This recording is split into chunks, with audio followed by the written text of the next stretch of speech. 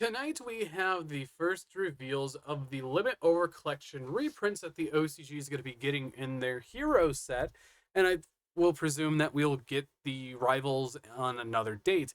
But I never really cover the reprints and sets because normally sometimes they're not really worth talking about, but other times they are.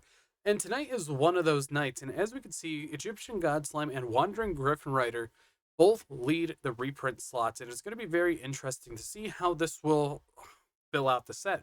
Because normally, whenever they do sort of supports, it's to reprint cards that need reprints, to reprint cards for upcoming strategies or current strategies that have been getting support, or three, to just reprint to reprint, because normally there are cards in both the TCG and OCG that they do that, like Ash Blossom Joyous Spring, Ghost Bell and Haunted Mansion, and the list goes on. So honestly, seeing Egyptian God Slime in here is a telling tale that we might see new Egyptian God card support coming in this set, in Rivals, or even a future set. And Wandering Griffin Rider is here because it recently came off the Forbidden Limited list for the OCG. I don't remember which one there is, but also we could lead into new adventure support, but that's very heavy copium right there. And it would be very interesting to see if they would ever give this theme new support. Next up, we have Element or Evil Hero Sinister Necrom.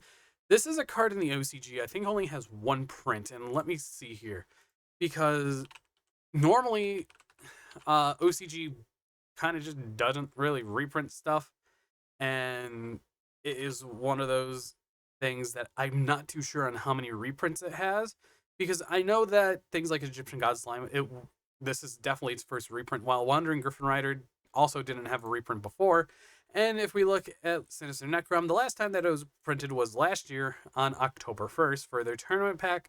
And this is probably for things like Hecahand for Fiend Pile, and also for the new Evil Hero wave that we saw last year, or at the start of this year for the TCG players. And also after that, we have the three Molcharmy cards. So if this has the three Molcharmy cards on this side, I would think that Rivals would have the Dominus cards. Now, seeing Fulos, Purlia, and Meows all in a set, like how we got it in the Legendary Collection 5Ds, or yeah, the Legendary Decks 5Ds, there we go. It is a telltale sign that they really want these accessible for players because they would rather have these resolve than not resolving, which makes a lot of sense because they just put Call by the Grave to 1, Ash Blossom to 2, and they're getting rid of Maxi slowly, so now they can pretty much prophesize and just do whatever they want with the Molcharmy, which is honestly a really good idea.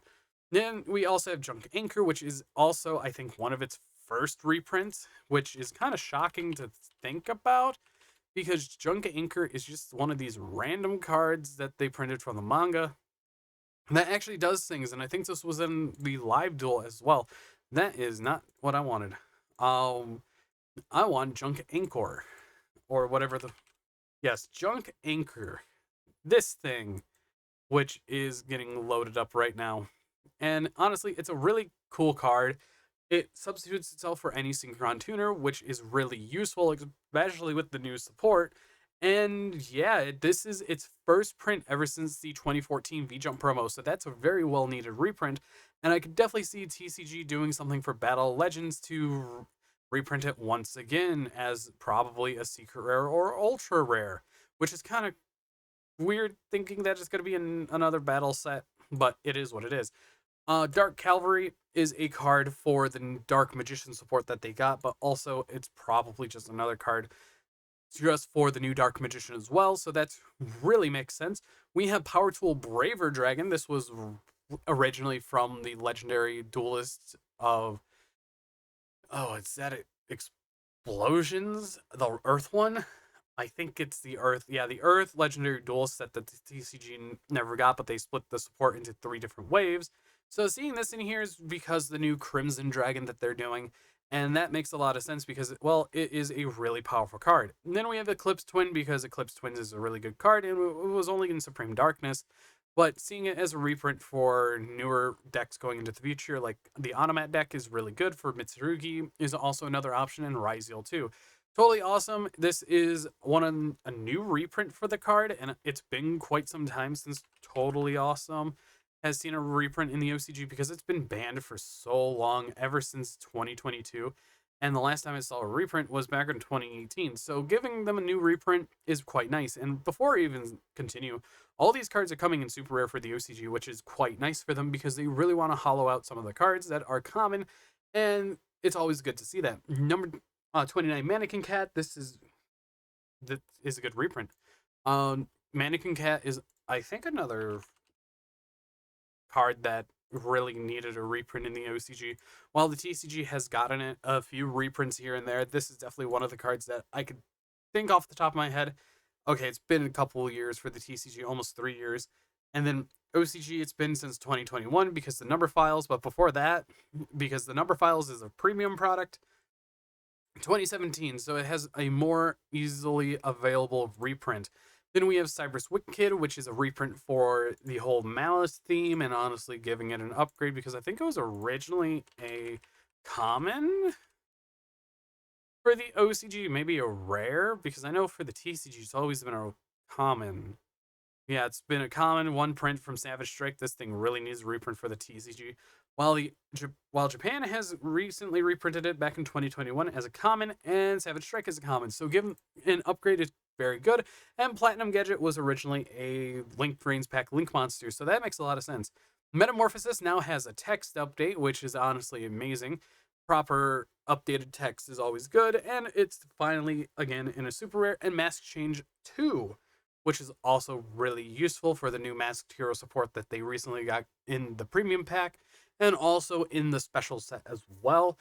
Ancient Chant is another one of these random god cards, so we're probably going to get something god card related in this set, maybe like the overframe versions of the Egyptian gods, but that would be a big stretch. Or they could just import new anime god cards. The Rite of Artemisia to go with the Wandering Griffin Rider, so it's more accessible, even though I think this had a special print for it, but I'm not too sure. It did have a special print for it. No, I think that was Water Enchantress. After that, Soul Crossing, another card that needed a reprint in the OCG. This was originally in a structure deck for us. And after that, we have Dark Piercing Light, or I don't remember this card. This is a card that was, I believe, from the Megatins from the TCG. I think, yeah, this was a Megatin card, wasn't it? Piercing the Darkness, this thing from Megapack 21, which was honestly a very useful TCG World Premiere card. And it is just a very good card for the new Dark Magician support, and it hasn't seen a reprint in the OCG since the World Premiere Pack as a rare, so it getting a super upgrade is quite nice.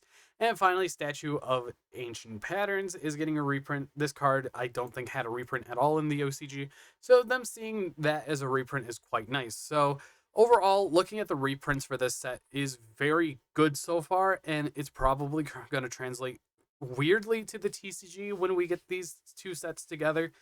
And I cannot wait to see what other reprints we have for this whole entire set, because right now, these reprints are really good. And if they put all the Molcharmies in Battle Legends as something like an ultra rare or secret rare, that would make their value go down more, which honestly makes the game cheaper. And players wanted the games cheaper, and it's pretty much getting cheaper, where you could build decks for under $400 compared to what it was last year, where it was over $1,200. But tell me what you think about some of these reprints. It's very, very interesting for some of them, especially the God cards. And I could definitely see them reprinting others in the future. But anyways, I've been BoltSpider. I hope you guys did enjoy, and I'll see you all in the next video. If you all enjoyed this video, hit that like button down below, and if you want to show support, please hit that subscribe button as well. And I do also have channel memberships, and if you want to support the channel more, it would be much appreciated. Thank you to FGH for supporting the channel, and I'll see you all in the next video.